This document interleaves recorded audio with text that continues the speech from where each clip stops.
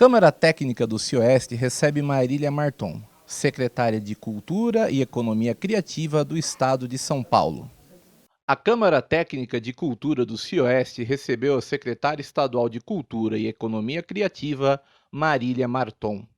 Marília é formada em Ciências Sociais pela PUC de São Paulo e tem mestrado em Cidades Inteligentes e Sustentáveis pela Universidade 9 de Julho, além de mais de 20 anos de experiência na gestão pública. Marília foi recepcionada pelo coordenador da Câmara Técnica, o secretário adjunto de Cultura de Osasco, Paulinho Samba de Rua, pelo secretário executivo do consórcio, Jorge Lapas, e pelo diretor de projetos, Carlos Abraão. Presentes também, secretários municipais e representantes das cidades que compõem o Cioeste. Na ocasião, Marília falou sobre os investimentos do governo estadual na cultura, leis de incentivo e parcerias público-privadas na área. Paulinho entregou, em nome da Câmara Técnica, um documento com propostas regionais na área cultural. Na verdade, mais do que saber o que a Secretaria vai fazer de projetos, é saber qual é a necessidade da região. Então, antes de dizer o que eu vou fazer, preciso saber o que as pessoas querem. O Estado não tem dinheiro para tudo, como todos os governos. Então, nós precisamos ter políticas que sejam feitas a partir do desejo e das necessidades das pessoas. Essa é a missão que a gente tem, de interiorizar a partir do olhar do que as pessoas querem para elas. Nessa questão de levantar dados, fazer uma política de escuta, o consórcio facilita a junção de vários representantes de várias cidades? Mas é claro, é essencial. A política de Estado ela tem que ser uma política regional.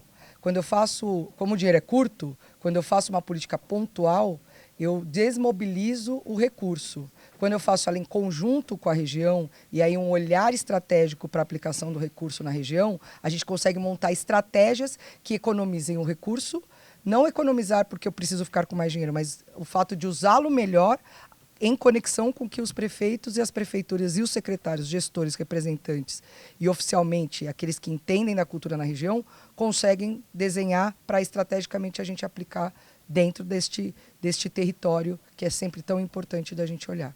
Bem, essa avaliação para nós é muito importante, porque dentro de toda a programação do Cioeste, hoje nós trouxemos a nossa secretária, Marília Marton, secretária de Cultura do Estado, e aí acaba, de um certo modo, a gente trazendo os municípios para estar participando dessa atividade, entendendo como é que está hoje o mercado e como hoje vai ser o plano de governo da nossa secretária e como a gente podemos trabalhar em conjunto. Então, acaba se aproximando um pouco mais os municípios também que querem aprender, querem se informar, né, querem ter a informação, né, para a gente poder produzir a cultura dentro dos municípios. Até porque a gente vem de uma pandemia, nem tudo voltou da forma que a gente ainda deseja, e precisamos estar unidos, trabalhando para que a gente tenha muito progresso dentro da cultura, porque a cultura é uma grande ferramenta de transformação, além de gerar turismo, gerar emprego e formação de pessoas.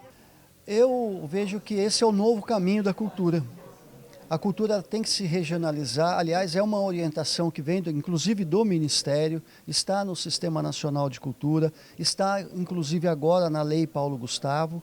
Então, a importância da regionalização e da articulação entre os municípios de cada região só vai favorecer, primeiro, a aquisição de verbas, criar uma nova identidade local. Os municípios, normalmente esses municípios desses consórcios, das regiões, eles são muito transversais na cultura, muita sinergia cultural.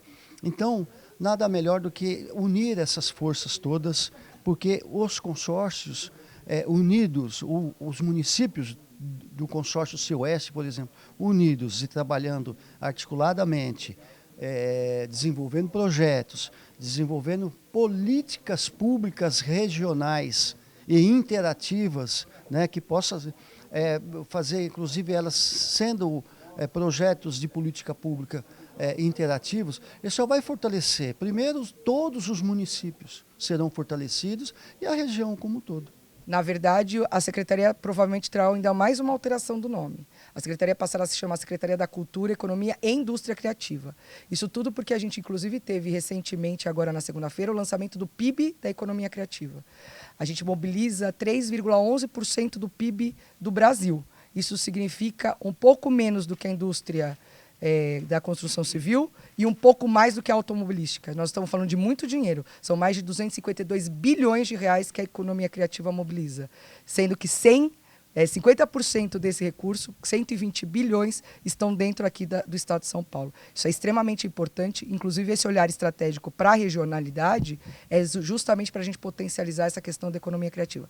O que é a economia criativa? A economia criativa são todos os fazeres que falam sobre a criatividade do humano. A gente tem que lembrar sempre que a cultura é desenvolvimento humano. Então, a gente precisa tratar isso com muito cuidado.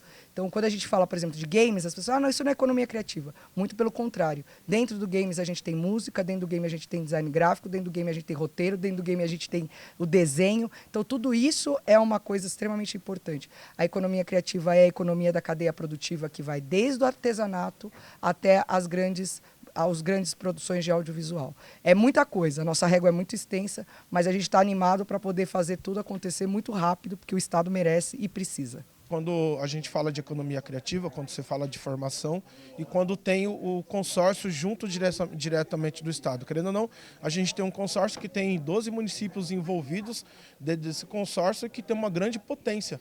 E quando você tem o consórcio ligado diretamente do Estado, você tem uma certa forma de gerir essa produção de fomento que os consórcios têm dentro dos seus municípios e aí fazer que o consórcio ganhe força também para apresentar seus projetos, tanto não só no âmbito estadual, mas também até no âmbito federal também, para trazer os benefícios para suas regiões. De Barueri, Jefferson Correia para a Connect TV.